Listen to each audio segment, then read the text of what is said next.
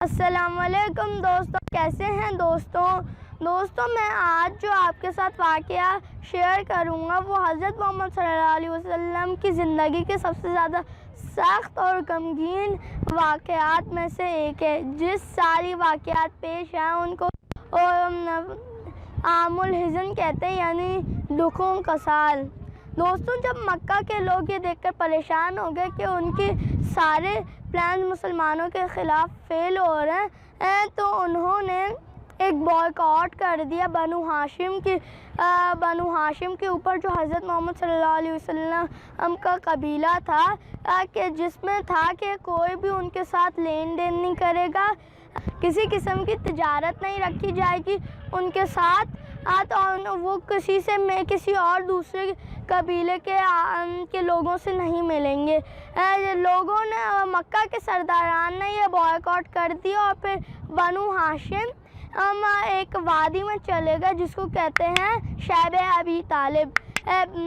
اس سخت وقت میں بھی حضرت سعد بن ابی وقاص، جو حضرت محمد صلی اللہ علیہ وسلم کے رشتے میں ماموں تھے، وہ بھی ان کے ساتھ رہے، ان کے قبیلے پہ بائیکاٹ نہیں لگا تھا۔ یہ بائیکاٹ 3 سال تک رہا۔ مکہ کے لوگ اداس ہو گئے کیونکہ بنو ہاشم کے لوگ ان کے خونی بھائی تھے اور ان کے ساتھ تجارت بھی تھی، اور پھر ایک جھگڑا ہوا قریش کے سرداران کے بیچ میں اور ابو جہل کے بیچ میں۔ آخر میں انہوں نے سوچا کہ جس چیز پر بائیکاٹ لکھا ہوا تھا وہ اس کو اتاریں گے، اس کو پھاڑ دیں گے۔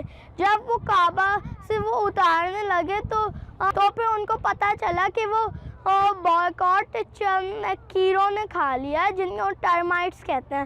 تو ہم اس معاہدے کے ختم ہوتے ہی بنو ہاشم واپس مکہ آ گیا۔ اس کے چند وقت بعد ہی حضرت محمد صلی اللہ علیہ وسلم کے چچا ابو طالب کا انتقال ہو گیا، اور پھر اس کے بعد حضرت ام المومنین حضرت خدیجہ کا انتقال ہو گیا۔ اسی وجہ سے اس سال کو عام الحزن کہتے ہیں، یعنی دکھوں کا سال۔ آج بس اتنا ہی۔ اگر آپ کو یہ ویڈیو اچھی لگی تو اس کو لائک، سبسکرائب اور دوسروں کے ساتھ شیئر کیجیے گا، اور کمنٹس میں اپنی رائے ضرور بتائیے گا۔ اب ہم لوگ اگلی ویڈیو میں ملیں گے، تب تک کے لیے اللہ حافظ۔